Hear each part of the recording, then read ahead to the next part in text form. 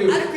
For the problem, they've come in the church without receiving the Holy Ghost. The Bible says they entered many. They entered many. And they went to wait for the Holy Ghost. But only 120 received the Holy Ghost. But the remaining never received the Holy Spirit. They went out before God. They said the Holy Spirit is taking long. Some people went outside.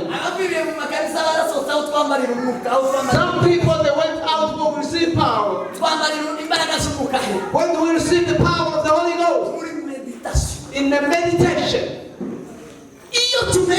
When we meditate the word of God. When we ponder on the word of God. Think about Jesus Christ. The Holy Ghost comes to us. Will make you to be witnesses. You will stand as a witness. There are things he has to have. In order for a person to be a witness, he has to have good information which is sincere. The sincere information that you've heard and you've heard well and know well. That person has to be a witness. Number two, a witness. He has to be somebody who has seen with his own eyes without any other telling him. His own naked eyes have seen it. And say, I've seen it myself. Acha tuendelee na neno. Tusome jambo jema. Someni neno la Mungu. Yohana 14. Kitabu cha Yohana 14. Murongo wa 26.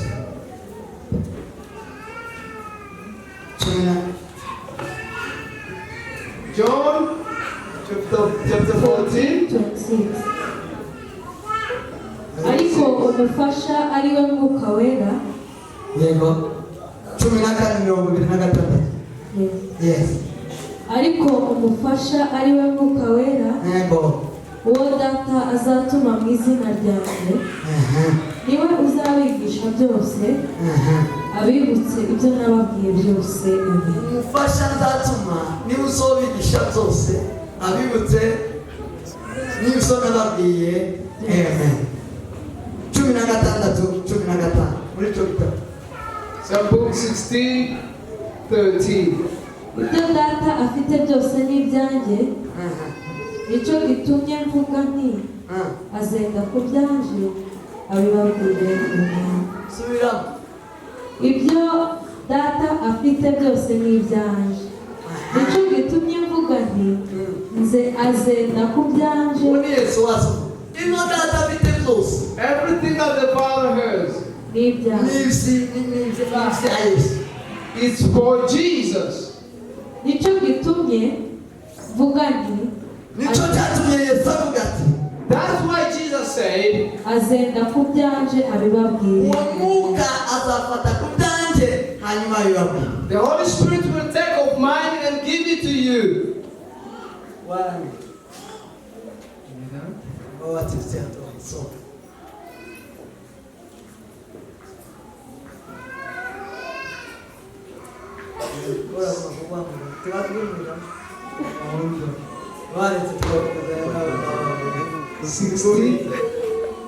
Sixteen verse 15. 15. 14 verse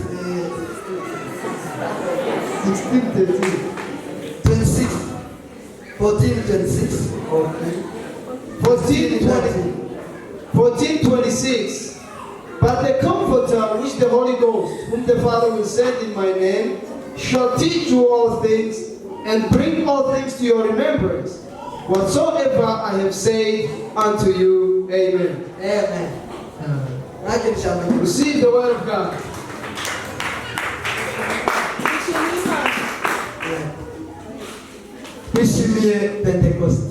We are very glad for Pentecost.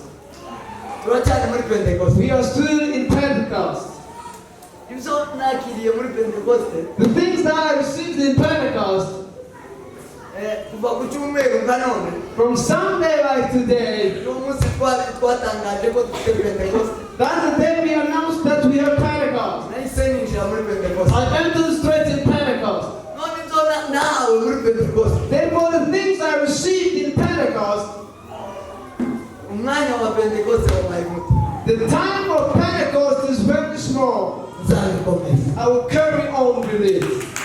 Kubera ko sinabonye umwanya. Because I didn't have enough time for this. Sema amen. Amen. Nzababwira ibyambezagiye byose muri Pentecost. I will tell you everything that blessed me in Pentecost. Imana ishimwe rero mwaye Pentecost. Thank God who gave us Pentecost. Yesu ashimwe. Praise be to Jesus Waduhaye Pentecost. who gave us Pentecost. Yaduhaye Mwuka He Wera. gave us the Holy Spirit. Mwuka Wera The Holy Spirit ni ingenzi. is very vital. Hatari Mwuka Wera. Where there is no Spirit of God, Hariho Yesu. there is no Jesus. Hariho Imana. There is no God. Hatari Mwuka Wera. Where there is no Spirit of God, Nta buzima. there is no life. Nta bugingo. There is no life. Mwuka Wera The Holy Spirit ni ubitse byose. it wraps everything. Sema amen. Amen. Ana abagendanye na Kristo. Even those who walk with Jesus, Ana abagendanye n'Imana. those who walk with God, Ibyaha byataraba ku Mwuka Wera. it wasn't enough without the presence of the Holy Ghost. Igihe cy'Imana n'abantu The time of God and people, hakenerwa ku Mwuka Wera. the Holy Ghost was needed. Igihe cya Yesu n'intumwa The time of Jesus and the apostles, hakenewe Umwuka Wera. the Holy Ghost was needed. Igihe cya nyuma Yesu yazamutse After when Jesus was caught in heaven, the Holy Ghost was needed. Umwuka Wera The Holy Ghost ni ubitse byose. has everything. Nakira Umwuka Wera. Receive the Holy Ghost. Nakira Pentecost. Receive Pentecost. Sema amina. Say amen. Sema amina. Say amen. Mana ishimwe kuko umuvuga butumwa. I want to thank the Lord for the preacher of today. Aranejeje cyane. He's blessed my heart. Abwirije ubutumwa tutobwiriza hano mu mutwe. He has preached the teachings we can preach here. Kandi Mana ishimwe ko bamutunguye bamutunguye nawe yabatunguye. And thank God they surprised him and then he surprised you. Abamutekereye Nobody gave him the word. yabaze byo mu kanwa. He spoke what the Holy Ghost gave him. None ndasaba abashumba be. And therefore I'm going to ask the pastors, Uzomwezi umwanya. give him time to come and preach. Kandi ndamusaba nawe. And I'm going to ask him as well. Uzoze tubwiriza ariko. Come and teach us what you say.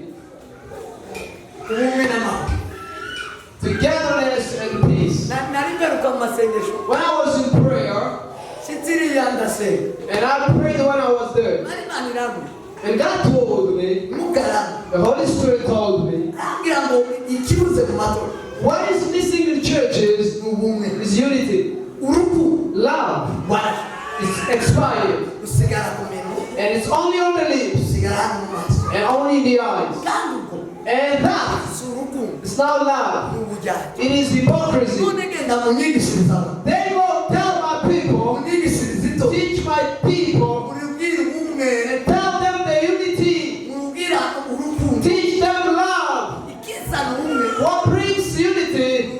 It is love. Kandi iryo ni ryo torero nshaka. And that's the church I want. Iryo torero ry'Imana. That is the church of God. Atari urukundo. Where there is no love, Nta bumwe busaba. there is no unity. Ari idini. Where there is religion, Idini.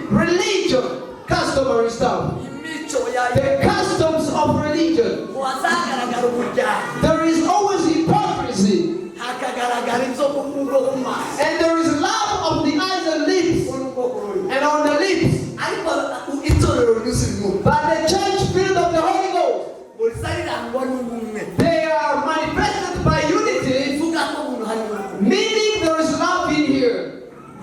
None nibyo yazabwira. And that is the thing he was talking about. Tureberane. Let's look to one another. Turebe. Let's look to one another. Umuntu ntarebe mugenzi. Look to your neighbor. Bwira mugenzi wawe ngo tureberane. Tell your neighbor, look at me. Tell your neighbor that. Say amen. Amen. Say amen. Hallelujah. Ikindi nataka. And the other thing that's shocked to me,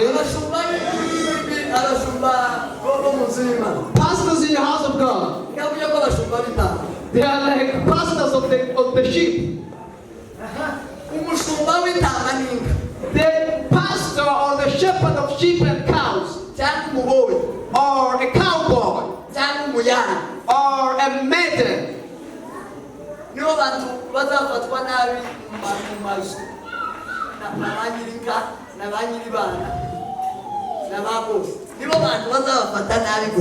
They are not given any value in any family they work in, or in after any cows or cattle they look after.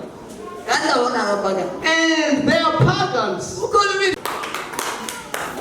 Say amen. Amen. Say amen. Amen. Say amen. Say amen. Man, ishimwe n'igabiro bihindutse.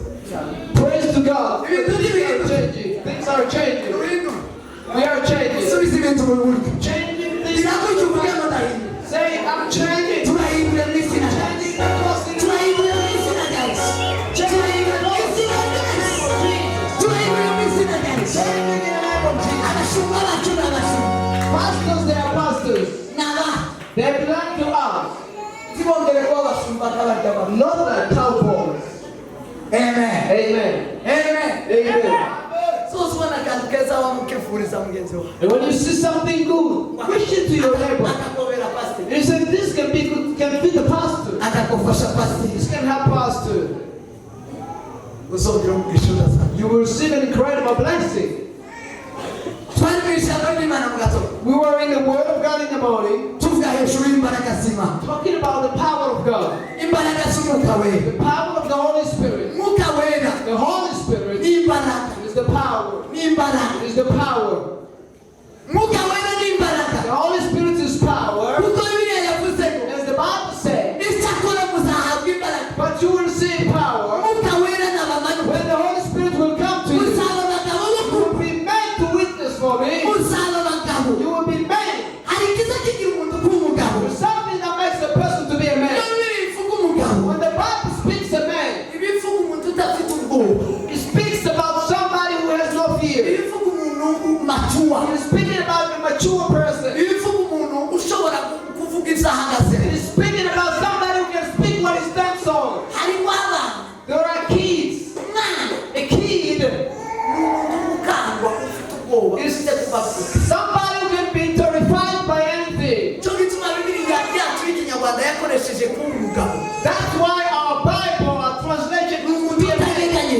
Somebody who can never be shaken. Bibiliya iravuga ngo The Bible says, Yesu abwira abigisha. Jesus told his disciples, Arababwira ngo ndi mwahawe umwuka ubasubiza mu bubata. he said, you didn't receive the spirit of slavery, Umwuka ubatera ubwoba ngo musubire mu the bubata. spirit to cause fear over Ariko you, ngo mwahawe umwuka w'imbaraga. but you've received the spirit of power. Mwahawe umwuka w'imbaraga. You've received the spirit of power Ubatakisha. that makes you to go and say you are the children of God. Abba, Father. Uwo ni Yesu Kristo. That's Jesus Christ Abwiraga abigishwa. telling his disciples, Arababwira ngo and he told them, muzagira you imbaraga. will receive power. Muzahabwa You imbaraga. will receive power. Nimwahabwa umwuka wera. Get the Holy Spirit. Umwuka wera The Holy Ghost niwo uzatuma muba abahamya. will make you to be witnesses. Uhagarare You will stand umuhamya. as a witness. Hari ibintu utagomba kuba yuzuye. There are things he has to Kugira ngo have. udahinduka umuhamya. In order for a person to be a witness, Kuba afite amakuru meza he has to y'ibitabo. have good information which is sincere. y'ukuri. The sincere information Wategereye that you've heard akumva neza. and you've heard well Akamenya neza. and know well. Uwo ni ugomba kuba umuhamya. That person has to be a witness. Number 2. Number 2, Umuhamya a witness. akwiye kuba umuntu He has to be somebody wirebeye n'amaso. who has seen with his own eyes without any other telling him. His own naked eyes have seen it. And say, I've seen it myself. Yesu Kristo Jesus Christ. yabanye He n'abigishwa. was with his disciples. Abigishwa And his disciples, barararana, they slept together. baririrwa, They stand together. barasangira, They shared. baramumenya, They knew him. barahana. He was well. Byuzuye He byiza. was completely well. Bamaze kumumenya. And when they knew him, Arababwira ngo nimumuha. he said them, stay here. Arababwira ngo kubera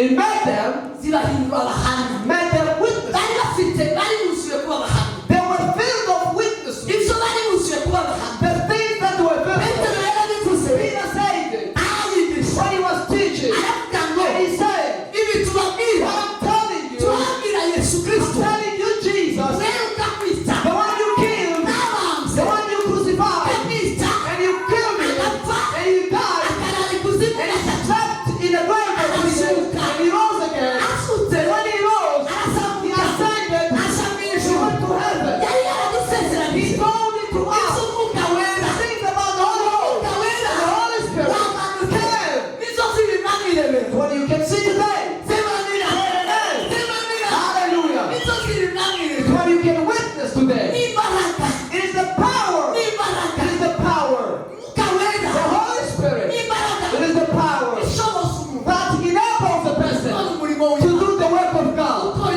ibikorwa to do the works of God. icyo umunanirwa gukora What you don't do, icyo umunanirwa kumva ibyanditswe why you don't hear the word uba ushyira mu and bikorwa you put them to work, nta kindi mwanya datubuze you're lacking nothing else. uzi imbaraga This is the power of the Holy Ghost. ntiwicaye hamwe You never sat together tegereza umwuka wera and wait for the Holy Ghost. iyo tumaze kumva ibyanditswe When we hear the scripture ibyanditswe bikatugera mu matwi and it enters in our ears, azasigara icyo bita something stays. kuja mu cyumba ukarindira umwuka You go in the room and you wait for the Holy Ghost. tegereza umwuka wera And you wait for the Holy Ghost. yesu yarababwiye Jesus told them, nimusohoke muri iyi nzu don't get out of this nimuve house. hano mutarakira umwuka wera Don't get out here without nimusohoke the nta Holy Ghost. mbaraga mufite Don't go without power. ugume muno Stay here kugeza aho umwuka wera until the Holy Ghost azabamanuka will come over you. azaza It n'imbaraga will come as power nizo zizabashaka mu bantu that will take you to peace. gahagarara mu gahanga And you will stand firm. gahamya yesu And you will witness about ariko Jesus. abantu b'ubunini But people nowadays, bari mu kumva they hear, ariko ntategereze they don't wait. imana imuha imbaraga God will give yamara them agasohoka when they get out. akaja mu rugamba They go to the battle. akaja kurwana They n'ibyaha go to fight with akaja sin. kurasana They n'ibyaha go shoot bikamutsinda and it defeats kubera them. ko nta mbaraga Because there is no power. akananirwa guhagarara kigabo They don't stand as men. akananirwa guhagarara hejuru y'ijana They don't stand ijana over a hundred. tekereza mu ijana riramutsinda Imagine 100 conquers you. 100. ukananirwa guhagarara kuresisita imbere y'icumi To resist over 10 shillings, 100 shillings. arufite igitego Anybody with coins here? Coins here, right here. Then here is 10 coins, 10 coins. iyi teni bobo 10, imagine. 10 ibaye igice cya cumi If it's tight, uba wakiriye amafaranga na meaning how much money you've received. You've received 100 shillings. iyi ibaye icya cumi If this is the tithe, biba bivuga ngo wakira ifaranga zingana means you receive 100 shillings. mundebera Look at me here. muranye Are you listening to me? aka kantu bakagutsinda And this defeats you. rero Up here, this table. wota unagira ikibazo muvuge ngo wataye amafaranga This you can throw away and have no problem that you lost money. ariko kakagutsinda But then it defeats you. uzi impamvu Do kagutsinda you know the reason it defeated you? ubwo aka kafaranga gakanye uriya yovuga ngo yanyaze Do you think if I can take this money when he said Don't know where I am. away his money? It depends. It depends. jo aka ngaka kabitse If I put this in my pocket, cyangwa ugahura n'umuntu or akagukora you meet somebody and he takes akajyana away, akajyana and he takes that table, wovuga ngo yakunyaze can he say he took away your money? n'uvuga ngo yabanyaze amwongeza arira ngo baramunyaze ngo muhure n'abashora barangije wa bakwisanga ngo teniko Some days, yo bivuga kubera icyo bivuga why can't they say that? ni makeya It is a small amount. igituma tubivuga The reason they can't say ni make cyane it's a small amount. ariko imagine But imagine, tekereza but think about it. aka ngaka karakunaniye This gusa temple is hard for you to get to kubera get religion ibyanditswe because of the scriptures. wananiwe icyacu You failed of the tithing cy'igiceri cyacu of temple. igiceri cyacu Temple. cyarakuna It defeated you. ndambara buto You don't have power. imbere y'igiceri cyacu Before the temple people, uzawa mfukumukamo you ukibona shake and tremble. kwamubona ko gikomeye You see as if it's a lot of money. ukananirwa kukibika mu giseke And you don't put it in the ukananirwa basket. kukizima And you don't take it to God. kubera ivyanditswe Because of the scriptures. kubera ivyanditswe Because of the scriptures. akira rino cumu w'Imana Take this temple, oh my God. kubera ivyanditswe Because of your scriptures, your word. kubera ivyanditswe Because of your word.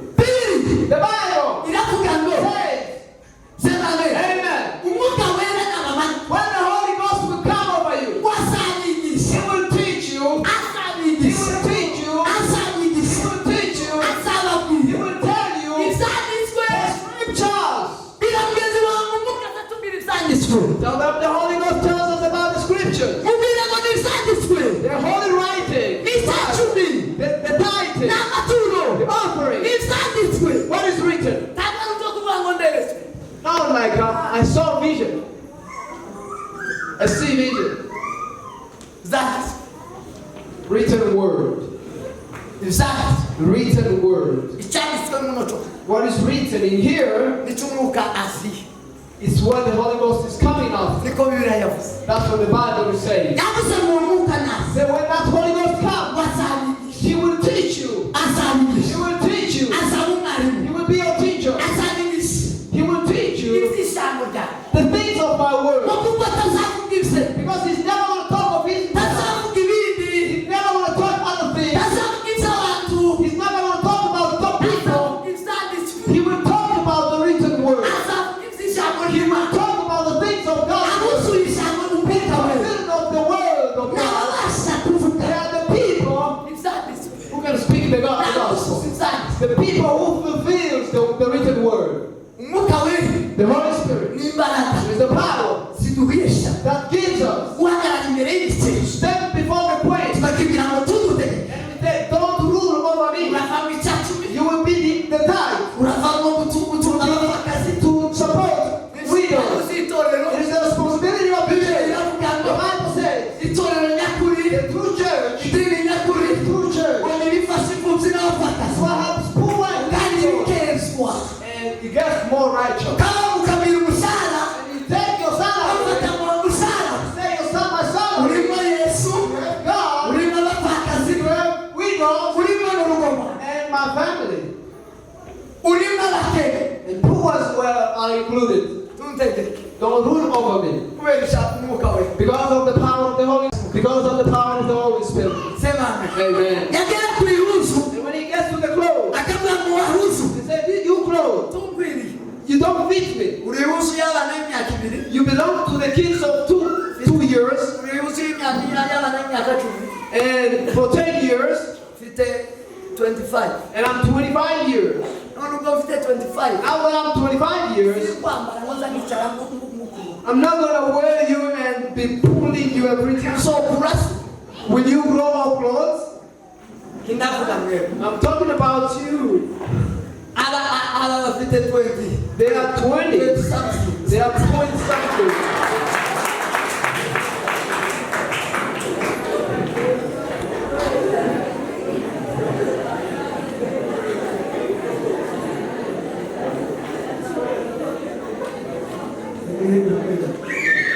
bamara bakaza kwambara And then they go wearing, umwana w'imyaka they get a child of sayizi ya teriya the size of 10 years. Imagine. tekereza na Can you think about that? Think about it. muzimbabwe se Do you know the reason? ni ukuri azi imyaka ye azi imyaka ye They know their years. ariko ikibazo ye But the problem they have nambara is gasumugezi not the power of the Holy Ghost. It's the power of the Holy Ghost. nambara gasumugezi There is no power of the Holy Ghost. so resista imbere ya kashipu k'imyaka cumi k'umwana w'imyaka cumi That can resist before the skate of somebody of 10 years.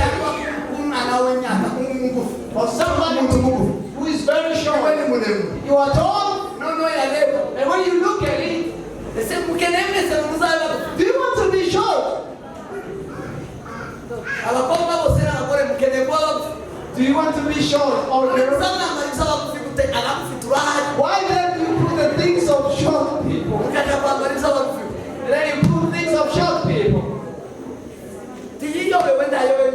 They don't know that they know they are meters. Even if they can measure them. All of those people who saw the cross, they have meters. If you don't know your meters, they can put a meter on you, and then they will put a cross on you. But the problem, they've come in the church without receiving the Holy Ghost. The Bible says they entered many. They entered many. And they went to wait for the Holy Ghost. But only 120 received the Holy Ghost. But the remaining never received the Holy Spirit. They went out before God. They said the Holy Spirit is taking long. Some people went outside. Some people they went out to receive power. When do we receive the power of the Holy Ghost? In the meditation. When we meditate the word of God. When we ponder on the word of God. Think about Jesus Christ. The Holy Ghost comes to us. And when they were together in one place, thinking about Jesus, thinking about the Master, went today, left us with the word. He said, wait here, I will never let you as I will give you the Holy Spirit. I will give you the Holy Ghost. They sat down. We are waiting for the Holy Spirit. Brothers and sisters, the Holy Spirit it is the power. The Holy Spirit it is a teacher. He teaches us. He teaches us the word of God. If you don't listen and study the word of God, after this, you've left the upper room. You've left the place of waiting. When you leave here, they left the presence of God in out of the teachings of Jesus, and they remained with meditating. They remained with pondering on Jesus, desiring the glory of God, and they thought about it. That is the upper room they were in, up until when the Holy Ghost came over them. They received the power to conquer everything in the world. They received power and could persist the power. I will tell you three things that they did, and I'm going to conclude them. The first thing they did after receiving the power of the Holy Ghost, when he came over there, and they waited for it, they waited for him for so many days. They've been waiting. They've been thinking about the word of God. And when he came over there, they received power. The first thing they did, they said, let us put our things together. Somebody will go into his riches and he brings, and let us put together. And all the disciples, they put their things together. And they did one thing called our sign or token.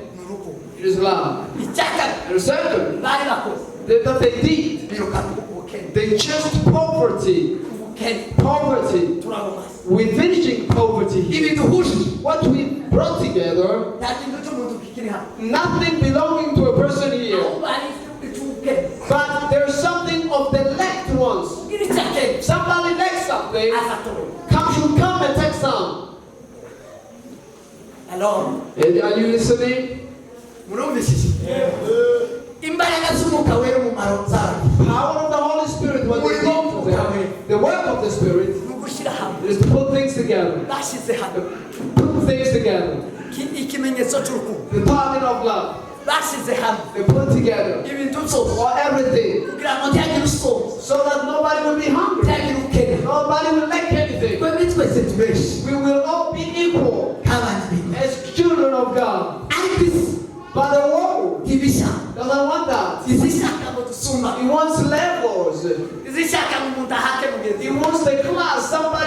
be a master of the other. Somebody to step on the other. Nuko bitandukanye n'ijuru. Is different from heaven. Sema amen. That's how it is. Sema amen. Amen.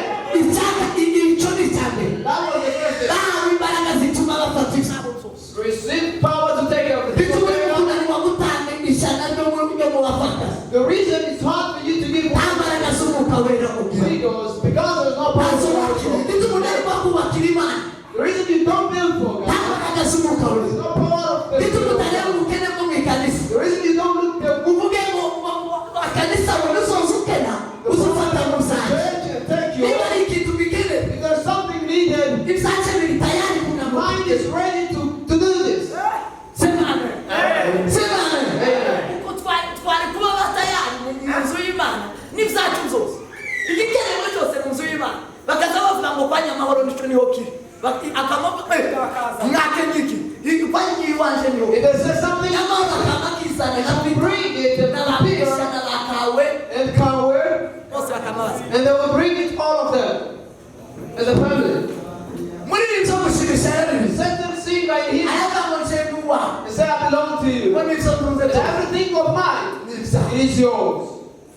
Abantu n'imbaraga z'umwuka It's wera. the power of the Holy Ghost. N'imbaraga z'umwuka wera. It's the Holy Ariko Ghost. bamwe amahuzu But some people who clothing, bafite amasanduku. they have suitcase and suitcase. Bafite amabarizi. They have suitcases. Ubundi bakigira amasanduku ariko bafite ibimara. They have a lot of suitcases. Ibimara. Suitcase. Zuzuye amahuzu abandi Filled of clothing. ariko tarategurwa bavuge ngo ku ikanisa. But they never say Ngo bari bo abantu bakenye mu ikanisa. there's people are people in the church.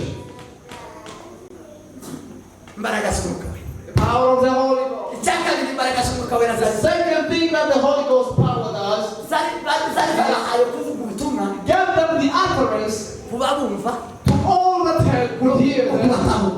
and to them who could not hear them. Imbaraga zo guhangana n'umupanga. The power to conquer and be in. Imbaraga zo guhangana n'ibitutsi. The power to defeat Esau. Imbaraga zo guhangana n'umushi. The power to fight the Slavs. Imbaraga zo guhangana n'abakwanga n'urwanda. The power to fight with your haters. Intumwa zivuga ubutumwa The apostles preached the gospel baba bakubita when they were beating them bakabwiriza and they could preach. bakabafunga They would arrest them. bakarara mu nzu They y'imbohe would sleep in prison. basiga bagatarama And when they get there, they will bajemo and after they get out, bakubabohesha they will then put them in bakuvuga ngo nabo jail. baje kubareka And no one should bakabakomeza kwivuga ubutumwa carry on in the gospel. bakabwira abantu Yesu They will tell people about Jesus. bakabwira ngo Yesu aramukunda That Jesus loves you. burya babwiye ngo Yesu aramukunda They tell Jesus loves you. akabahamagara abapolisi Call police agahamagara abakuru b'imidini and call the leaders. Pawulo ari hano When Paul is here, bakaba baramufashe and they will take Paul bakamukubita and they beat him. Pawulo agakubitwa Paul they get beaten. bacoka They bamutaye are tired.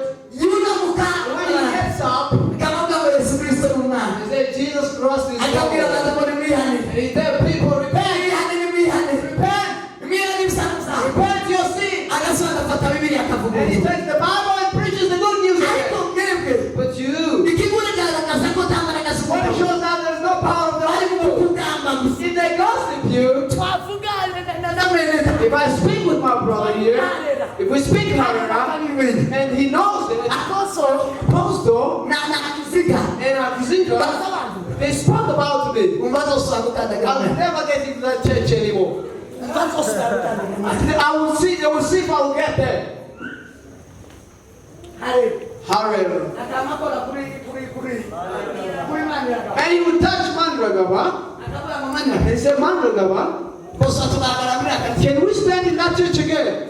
rekura se Lead the piano. famule aza Lead us out. today Let's go, man. harera akamage And Harera will take Mandragaba. kundangaza kundamuka wera What surprises me how there is no spirit of God. akabara umugoro And they remember that they are Mugorora. akimupasti He's no longer a pastor. akamagenda mwagoro And he goes into Mugorora. wowe urasigara Will you stay here? urasigara Will you stay here doing what? samakuru Do you know the news? aposo na kiziga So in Kizika, they say, let's leave. akamabaso And they go out. akamakora kuri musana And they will take tazirashe musana Siraje. bakagira na masaha He's related to Israel.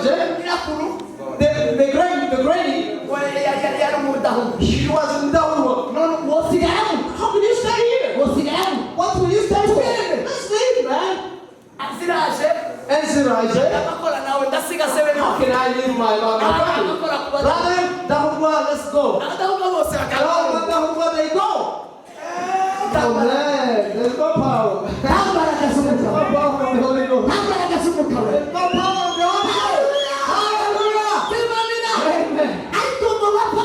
But Paul and Peter and John, they were filled of the Holy Ghost.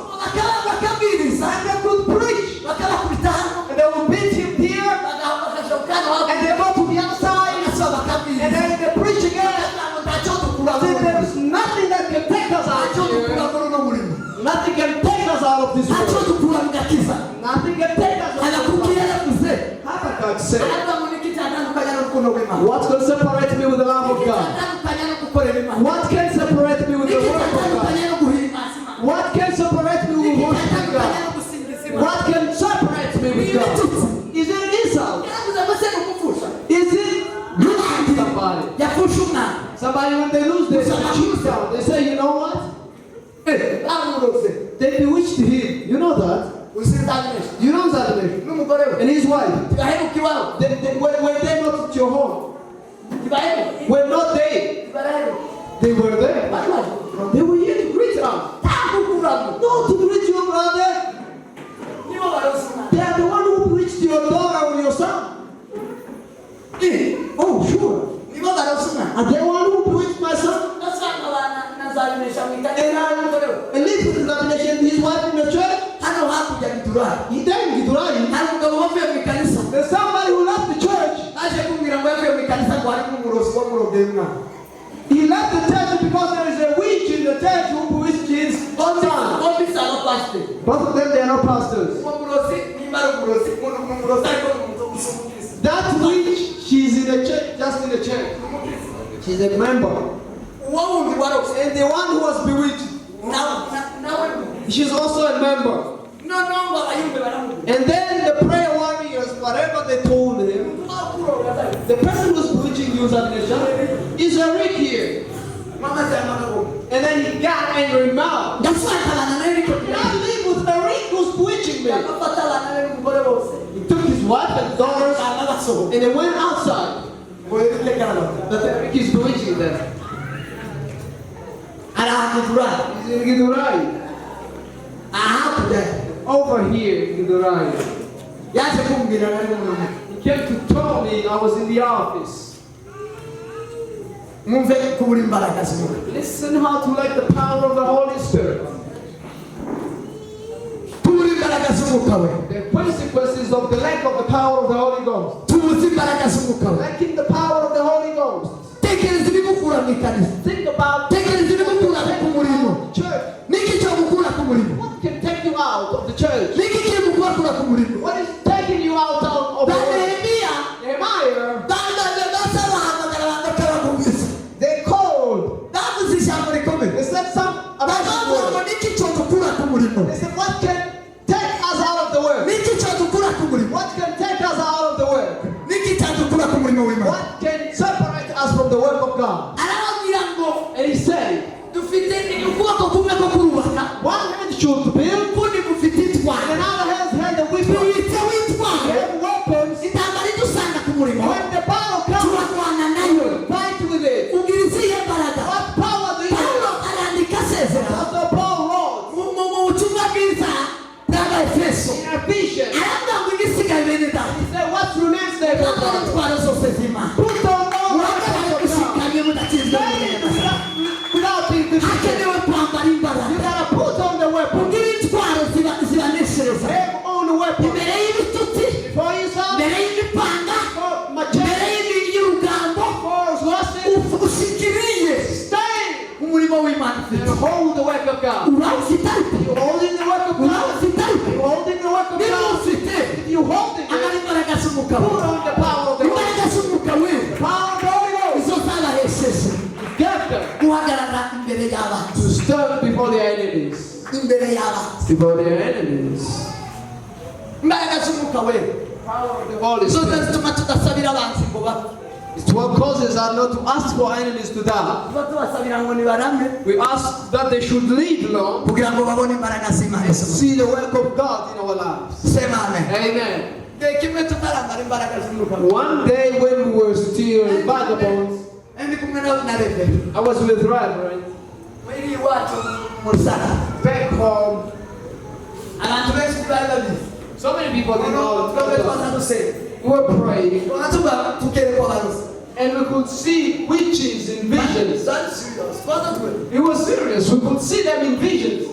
abantu baba batangira kubesha n'abantu baje mu migi bashaka ifaranga nawe iriya se wowe ushake tawaka kuweza abe n'igiceri ngo weretswe ngo wowe ifaranga hape kuva nerekwa kuva mu gashorero kugera mu isansi mu minembwe nareretswa ahantu henshi nta muntu n'umwe wigeze umeza abe n'igiceri ngo neretswe To see visions back then, but nobody gave me even a point. iriya ndakubesha kwabo Then there is no lie. turerekwa nziza We saw vision for joy. turerekwa abarozi bose bo mu mwana And we wacu could see all the witch in our village. mare twibwira inama And we told turavuga ngo ourselves, tubice so we should kill them tubaha and bury them. dufata bibiri We took the Bible, turamanuka mu ndege we went down in the valley, maze tugafata umuntu tukamwandika amababa and we took the person and write him on a paper, tugasenga and we pray, ma Dear Lord, icumurozi kill this witch. bibiri iravuga The Bible says, timukareke umurozi kazaba don't suffer the witch to live. none n'umurozi wabo Therefore, this is the witch. abantu Kill him. isa Kill him. turavuga We bury him. tugashyira mu kobo And we put him in a hole, tugashyiraho agasaraba and we put a cross there. turabigonze And we did that. nibo bariho kugeza ubu They imibiri are still alive even today.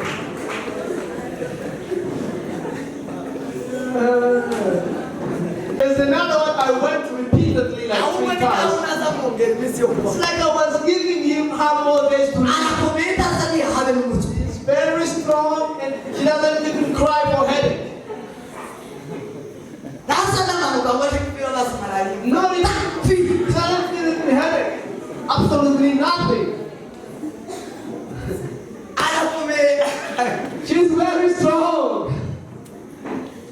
arigaja This past person.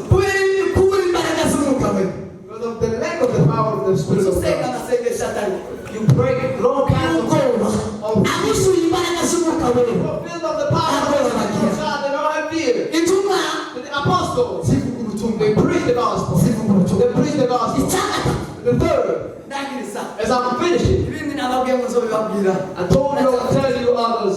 intumwa kubera imbaraga z'umwuka we Because of the power of the Holy Spirit. kubera ijambo ry'imana Because of the ryari word of God filling their life. nibo bantu ba mbere They were the first people bari bazi agaciro k'ikariso who knew the value of the church. ikariso The church. ikanisa ni What is the church? ikanisa ritarimo amasengesho When there's no prayer in the church ntiribemo ijambo ry'imana and the word of God, ntiriba rikiri ikanisa it's no longer a church. coba ikiraro It can be a home of cows. coba icyo coba It can be whatever it might be. kubera Why? nta jambo ry'imana There's no word of God. nta masengesho There's no prayer.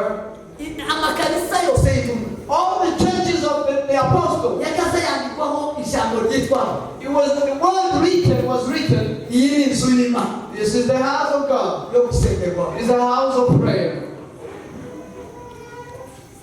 bandi bagipfuye n'inzu y'imana They were so much jealous of the house of God. kubera iki Why? ijambo ry'imana Because the word of God, n'amasengesho it is the prayer. inzu y'imana The house of God yari nk'ijambo ry'imana was the house of the word of God. narababwiye ngo barubakana I told you they could build bakubaka kakubaka and build something here bagashyiraho bibiliya y'ikanisa and put the Bible of the church. umuzingo w'igitabo The Bible of the church. ijambo ry'imana The word of uwo God. muzingo w'igitabo niho yesu yakuye igitabo That scroll, that's where Jesus took the scroll. yesu ntiyazanye igitabo murabizi Jesus ko didn't yaruka come with the scroll. yakuye umuzingo w'igitabo mu ikanisa He took the scroll of the scriptures out of the church. igihe cya yosiya The times of Russia, Hosea. yosiya abaye umwami wese Hosea was a king. bamaze bari barahambitse People backslided and they destroyed the church. They brought and in the other kingdom, and then he brought God. Josiah met the church. They made it clean. After that, he said, what is remaining? Only priests are left. After bringing the priest, they thought about something. They said, what is the word? They went searching for the word. They found it in the church. The scroll was in the church. The apostles, they owned the church. That's when the deacons came along. Because of the power of the Spirit of the deacons. Take deacons.